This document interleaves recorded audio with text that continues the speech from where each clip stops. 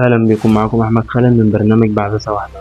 والله إن شاء الله النهاردة من خلال الشرح ده هتقدر تاخد اشتراك شهري لمدة 12 شهر على شات جي بي تي. طريقة سهلة وبسيطة. عايزك بس تتابع الفيديو وتحط لايك وتشترك في القناة عشان يوصلك كل جديد. بس كده تابع الشرح.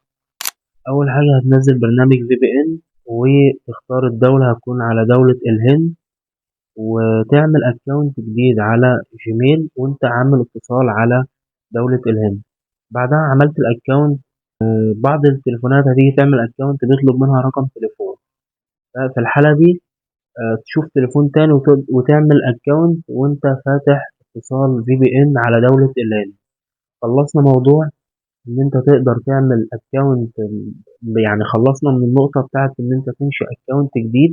لازم تعمل اكونت جديد. محدش يقول لي مثلا العرض مش ظاهر معايا وانا فاتح اتصال وعندي اكونت شخصي. انا مش عايز اكونت الشخصي بتاعك، انا عايزك تعمل اكونت جديد وانت فاتح في بي ان على دولة الهند. خلصنا موضوع ان انت تقدر تعمل اكونت جديد. هنخش على الطريقة اللي بعدها. تروح عامل منزل برنامج اللي هو شات جي بي تي الابليكيشن مش الويب سايت. هتعمل مسح بيانات للبرنامج، وتبتدي ان انت تسجل بالاكونت اللي احنا عملناه جديد بدولة الهند عشان بس الموضوع يكون واصل للناس. بمجرد ما تعمل الموضوع ده يعني تربط الاكونت اللي هو انت لسه عامله جديد على البرنامج، بيبتدي ان هو يظهر لك اوفر كده زي نظام العرض اللي احنا كنا شايفينه في جيميناي ستودنت. فده كان ظاهر لكل الدول، اغلب الدول، مصر بقى، بنجلاديش، الهند، اي دولة احنا بنتكلم عليه النهاردة فهو خاص بدولة الهند، مش موجود في اي دولة تانية. عشان كده بنحتاج ان احنا نجيب اتصال في دولة الهند. نبتدي ان احنا نعمل عليها اكونت زي ما قلت في بداية الفيديو. بعدها زي ما قلت لك بتسجل الاكونت الجديد اللي احنا عملناه على الفي بي ان الهندي.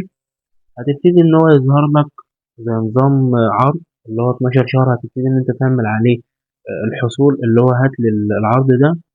هيبتدي ان هو يقول لك ماشي اربط لي عملية دفع. في طريقتين ممكن ان انت من خلال هتعمل ربط عن طريق الاكونت. اكونت مصري. اكونت المصري ده بيكون طبعا احنا زي ما عودتكم في الاربع الفيديوهات اللي احنا شرحناهم قبل كده الدفع عن طريق رقم الهاتف. فانت من خلال ال- الدفع هيعمل لك عملية دفع عن طريق الاكونت المصري اللي هو انت رابط فيه الرقم التليفون الشخصي بتاعك. عشان برضو محدش يقول لي المشكلة في الدفع فين وهجيب فيزا منين والكلام ده كله. انت هتربط الاكونت الجيميل اللي احنا عملناه على في بي ان اتصال هندي. اتصال الهند، بلاش هند دي، اتصال الهند. وهتخلي الكونكت اللي هو مثلا تعمل عملية الدفع عن طريق الاكونت الرئيسي اللي هو مربوط فيه رقمك الشخصي. عشان لما نيجي نعمل اشتراك للعرض هيبتدي ان هو يدفع عن طريق الرقم. محدش يجي يقول لي بقى هو هياخد منه رصيد ولا لا، لانه مش هياخد منك رصيد ولا هياخد منك رسوم.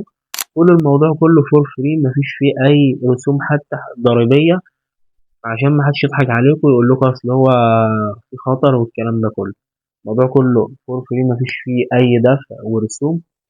اغلب الناس على القنوات بتنشر الطريقة بتنشر ايه، بتبيع الاكونتات بفلوس ب 150 والطريقة لسه ما كملتش يعني. ظهرت امبارح وابتدى البيع يشتغل عليها النهارده. فما تشتريش من اي حد. لو تعرف اي حد محتاج العرض ده شير له الفيديو عشان يستفاد منه. سيبك من الناس اللي هم بيبيعوا الاكونتات ب 150 و200 والكلام ده كله. الناس دي عبيطه. تمشيش وراهم بيستغلوا انا اسف يعني جهلك. فبس كده يعني كل ده الشرح النهارده هو مش كبير ولا مش مستاهل ان انا اكبر فيديو اكتر من كده. وطبعا كل المميزات اللي انتوا عارفينها برنامج الشات جي بي تي انتوا كلها عارفينها يعني. بسيب لكم برضو كل المميزات لما انت تفعل ان شاء الله الاشتراك لمدة سنة على شات جي بي تي. بس كده مش هسألك اكتر من كده. وكان معكم احمد خالد من برنامج بعدسة واحدة. مش انت تحط لايك تشترك في القناة وتفعل زر الجرس عشان يوصلك كل جديد.